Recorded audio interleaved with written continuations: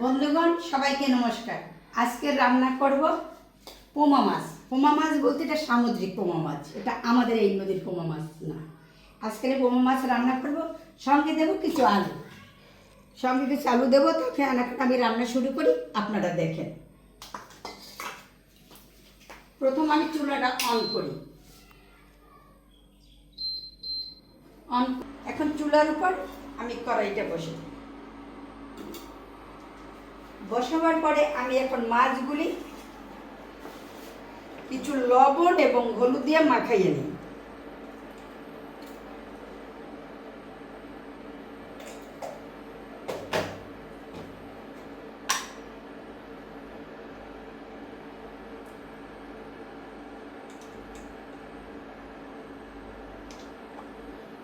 আমি ফ্রাই প্যানে সরিষার তেল দিয়ে দেবো মাছগুলি ভাজার জন্য।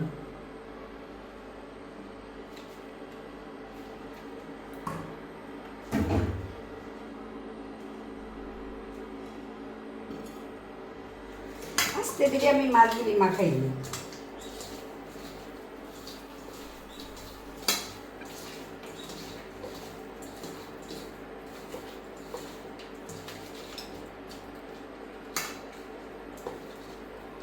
তেলটা গরম হয়ে গেছে, এখন আমি মাছগুলি দিয়ে দেবো।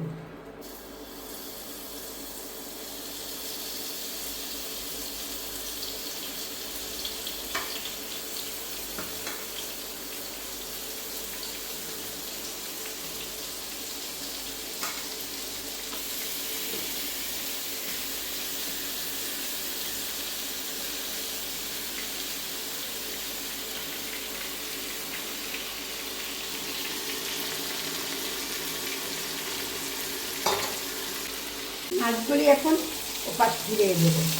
এই মাছগুলি একটু কড়া করে ভাজতে হয়, তাহলে মাছ লাগে। দেখি কি সুন্দর ভাজা হয়েছে।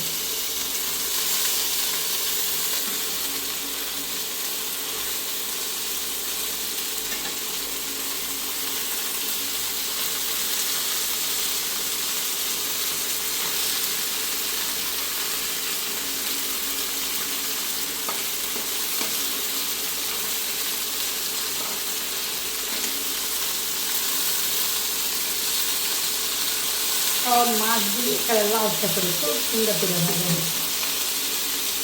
এখন এই পাশটা আবার একটু লালচা করে ভেজে নেব।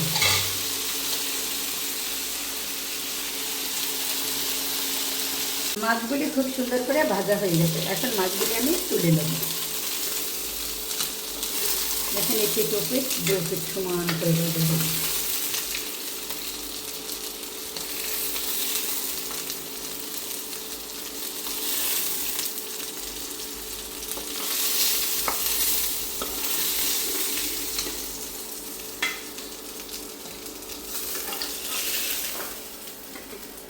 আর একটু তেল দিয়ে নেব আমি আলুগুলি ভাজার জন্য।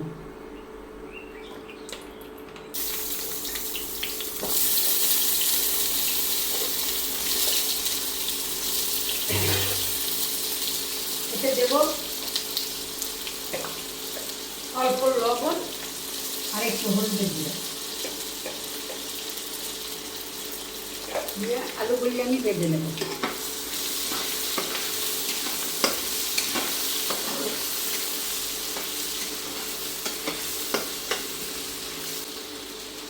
আলুগুলি ভাজা হয়ে গেছে, এখন আমি তুলে নেব।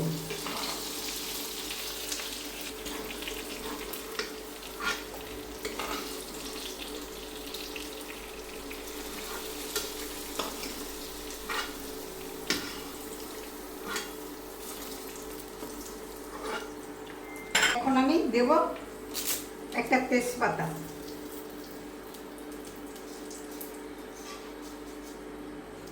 দিব জিরা,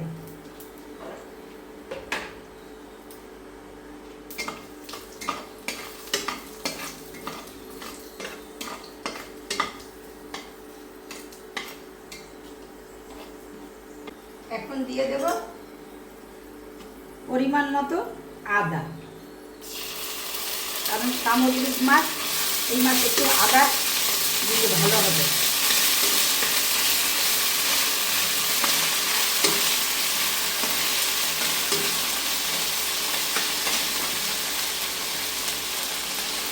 এখন দিয়ে দেব পরিমাণ মতো হলুদের গুঁড়া,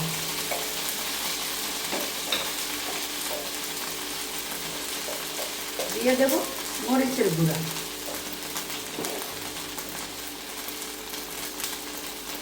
আর দেব লবণ।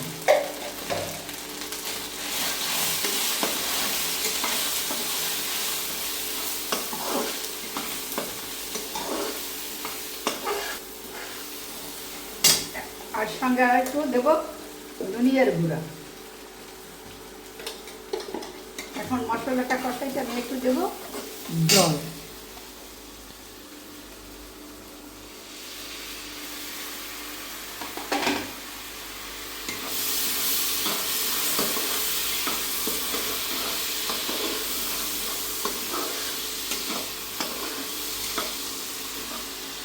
মশলাটা কষানো হয়েছে, এর ভিতরে দিয়ে দেবো ভাজা আলুগুলি।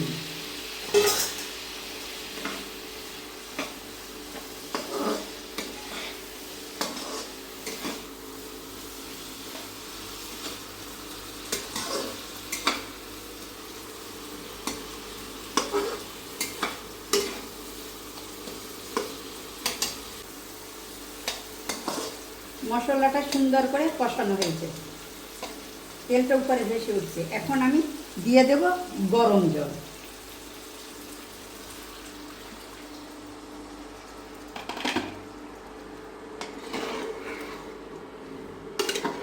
এখন আলুগুলি সিদ্ধ হয়ে গেছে, রসাটা কমে আসছে।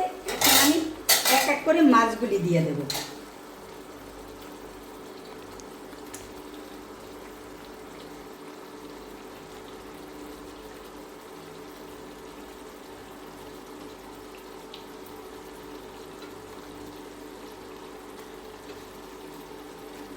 মাছগুলির সঙ্গে আমি দিয়ে দেবো কাঁচামরিচ,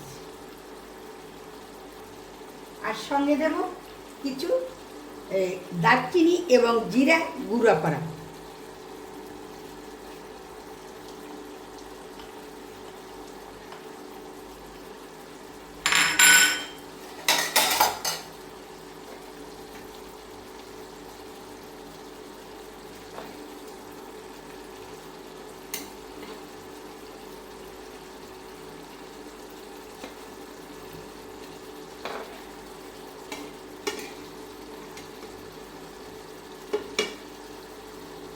এখন আস্তে আস্তে হোক, আপনারা দেখেন।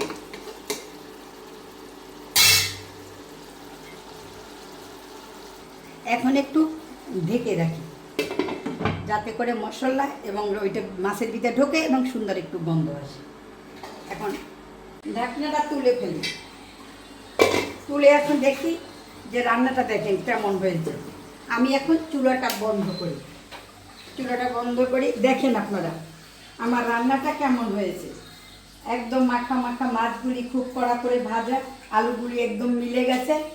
আপনাদের যদি ভালো লেগে থাকে তবে আপনারা লাইক করবেন, কমেন্ট করবেন, সাবস্ক্রাইব করবেন এবং সবাই আপনারা আমার পাশে থাকবেন। সবাইকে ধন্যবাদ।